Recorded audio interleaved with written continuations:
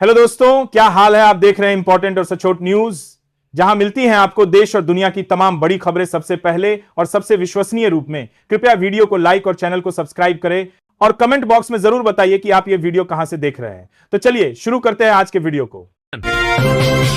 अरशद मदनी की बातें बचकाना, आचार्य लोकेश मुनि बोले देशद्रोही को मिलेगी सजा। जमीयत उलेमा ए हिंद के अध्यक्ष अरशद मदनी के बयान का जमकर विरोध हो रहा है। जैन गुरु आचार्य लोकेश मुनि ने इसे गलत और बचकाना बताया। उन्होंने कहा कि एपीजे अब्दुल कलाम राष्ट्रपति इसलिए बने क्योंकि वह समर्पित नागरिक थे। गुरु आचार्य ने चेतावनी दी कि जो भी देश की एकता को तोड़ने की कोशिश करेगा, सबसे बड़े व्यक्ति को भी सजा मिलेगी। कांग्रेस विधायक असलम शेख का भाजपा पर पलटवार। कांग्रेस विधायक असलम शेख ने मुंबई भाजपा अध्यक्ष अमित साटम पर झूठे आरोप लगाने का पलटवार किया। शेख ने कहा कि भाजपा ने उनका बैनर फाड़ा और उन्हें गालियां दी। उन पर मालाड में अवैध निर्माण और बांग्लादेशी मुस्लिमों को बसाने का आरोप है। शेख ने भाजपा नेताओं पर उन्हें धमकाने और पुलिस पर दबाव डालने का भी इल्जाम लगाया है। हमारा देश पूरी दुनिया का विश्व गुरु था। लखनऊ में आरएसएस प्रमुख मोहन भागवत का बड़ा बयान। राष्ट्रीय स्वयंसेवक संघ प्रमुख मोहन भागवत ने लखनऊ में कहा कि हमारा देश पूरी दुनिया का विश्व गुरु था। उन्होंने कहा कि 1000 साल तक भारतवर्ष को आक्रांताओं ने रौंदा, फिर भी यह भारत था। अब वह वैभव और आक्रमण के दिन चले गए हैं और हम राम मंदिर पर झंडा फहराने वाले हैं। उन्होंने हिंदू समाज के वजूद को दुनिया के लिए अहम बताया। G20 में प्रधानमंत्री मोदी आतंकवाद के खिलाफ वैश्विक एकजुटता की जरूरत। प्रधानमंत्री नरेंद्र मोदी ने G20 शिखर सम्मेलन के दौरान भारत, ब्राजील और दक्षिण अफ्रीका नेताओं के साथ आतंकवाद पर चर्चा की। उन्होंने कहा कि आतंकवाद जैसी गंभीर चुनौती से निपटने के लिए वैश्विक एकजुटता आवश्यक है और दोहरे मापदंड नहीं होने चाहिए। प्रधानमंत्री ने राष्ट्रीय सुरक्षा सलाहकारों के स्तर पर नियमित बैठकों का भी सुझाव दिया।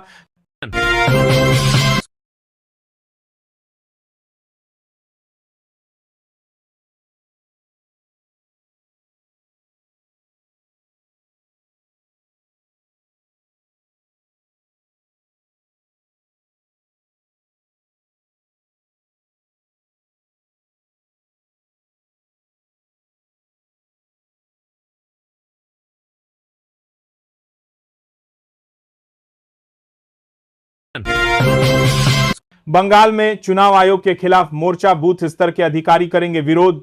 तृणमूल कांग्रेस के समर्थन से बीएलओ अधिकार रक्षा मंच ने चुनाव आयोग पर अत्यधिक बोझ डालने का आरोप लगाया है। अधिकारी एसआईआर प्रक्रिया और आत्महत्या की घटनाओं के खिलाफ विरोध जताने के लिए सोमवार दोपहर 12 बजे कॉलेज स्ट्रीट से आयोग कार्यालय तक मार्च करेंगे।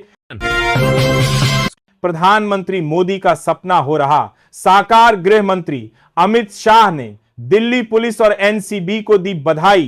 केंद्रीय गृह मंत्री अमित शाह ने नारकोटिक्स कंट्रोल ब्यूरो और दिल्ली पुलिस को ऑपरेशन क्रिस्टल फोर्ट्रेस की सफलता के लिए बधाई दी। इस संयुक्त बार का डेरा के संबंध हमारे साथ देखी गई है। में कार्रवाई में 328 किलोग्राम उच्च गुणवत्ता का मेथाम्फेटामाइन जब्त किया गया।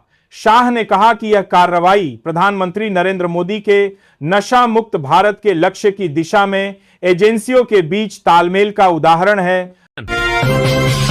भारतीय नौसेना के लिए गेम चेंजर बनेगा नया युद्धपोत आईएनएस माहे। भारतीय नौसेना में आज पनडुब्बी रोधी युद्धक जहाज आईएनएस माहे शामिल होने जा रहा है। यह 80% स्वदेशी उपकरणों से निर्मित है और दुश्मन की पनडुब्बियों को गहरे या उथले पानी में भी खोज कर तबाह करने में सक्षम है। यह नया सबमरीन हंटर हिंद महासागर में भारत की समुद्री ताकत में महत्वपूर्ण वृद्धि करेगा। सिंध भारत का हिस्सा।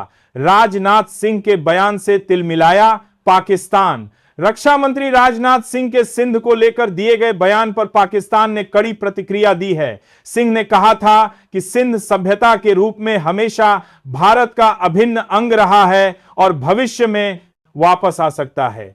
पाकिस्तान ने इसे हिंदुत्व की विस्तारवादी सोच बताते हुए अंतर्राष्ट्रीय कानूनों के उल्लंघन का आरोप लगाया है।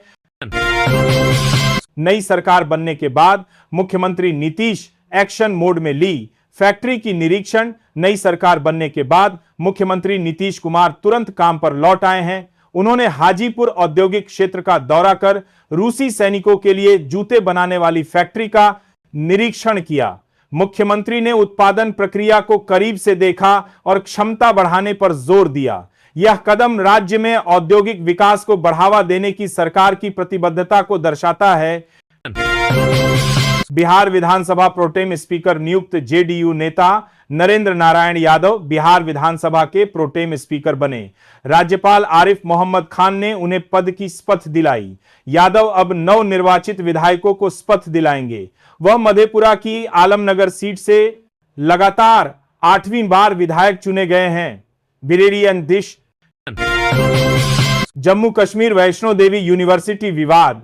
जम्मू कश्मीर के सीएम उमर अब्दुल्ला ने वैष्णो देवी मेडिकल कॉलेज के प्रवेश विवाद पर टिप्पणी की। उन्होंने स्पष्ट किया कि किसी भी विश्वविद्यालय में एडमिशन केवल योग्यता के आधार पर होता है, धर्म या समुदाय की वरीयता पर नहीं। यह बयान 50 में से 42 सीटें मुस्लिम छात्रों को मिलने पर हिंदू संगठनों की नाराजगी के बाद आया है। अयोध्या श्री राम मंदिर पर पीएम मोदी का ध्वजारोहण। प्रधानमंत्री नरेंद्र मोदी मंगलवार को अयोध्या स्थित श्री राम जन्मभूमि मंदिर जाएंगे और विवाह पंचमी के अभिजीत मुहूर्त पर मंदिर के शिखर पर भगवा ध्वज फहराएंगे। पीएम मोदी सप्त मंदिर और माता अन्नपूर्णा मंदिर में दर्शन पूजन भी करेंगे। इस ऐतिहासिक कार्यक्रम को देखते हुए अयोध्या को अभेद्य किले में बदल दिया गया है, जहां 6,970 सुरक्षा कर्मियों के साथ एटीएस और एनएसजी की टीमें तैनात हैं। मुख्यमंत्री योगी आदित्यनाथ ने तैयारियों का जायजा लिया। कुरुक्षेत्र पीएम मोदी 350वें शहीदी दिवस समागम में। प्रधानमंत्री नरेंद्र मोदी आज कुरुक्षेत्र में श्री गुरु तेग बहादुर जी के 350वें शहीदी दिवस के राज्य स्तरीय समागम में शामिल होंगे। पीएम मोदी इस दौरान महाभारत अनुभव केंद्र का लोकार्पण करेंगे और अंतर्राष्ट्रीय गीता महोत्सव की महाआरती में भी भाग लेंगे। पीएम के आगमन से पहले मुख्यमंत्री नायब सिंह सैनी ने ब्रह्म सरोवर स्थित कार्यक्रम स्थल का दौरा कर सुरक्षा समेत सभी तैयारियों का बारीकी से जायजा लिया और आवश्यक निर्देश दी। खुशहाल पंचायत विकास का आधार सीएम मोहन यादव। मुख्यमंत्री डॉ मोहन यादव ने भोपाल में 3 दिवसीय राज्य स्तरीय कार्यशाला वाटरशेड सम्मेलन का शुभारंभ किया। उन्होंने कहा कि खुशहाल पंचायत विकास का आधार है। इस अवसर पर सीएम ने जल गंगा संवर्धन अभियान में उत्कृष्ट कार्य करने वाले अधिकारियों को सम्मानित किया। इस सम्मेलन की थीम आत्मनिर्भर पंचायत समृद्ध मध्य प्रदेश रखी गई है, जिसमें 2000 से अधिक प्रतिभागी शामिल हो रहे हैं। बिहार में 7वीं पास भी बन सकेंगे। Bus conductor. बिहार सरकार ने बस कंडक्टर बनने के नियमों में महत्वपूर्ण बदलाव किया है। अब 7वीं कक्षा पास युवक युवतियां भी बस कंडक्टर बन सकेंगे। परिवहन मंत्री श्रवण कुमार ने पदभार संभालने के बाद यह घोषणा की। उन्होंने कहा कि यह फैसला युवाओं को रोजगार देने और परिवहन विभाग में सुधार लाने के उद्देश्य से लिया गया है। मंत्री ने अधिकारियों के साथ विभाग की समीक्षा बैठक भी की।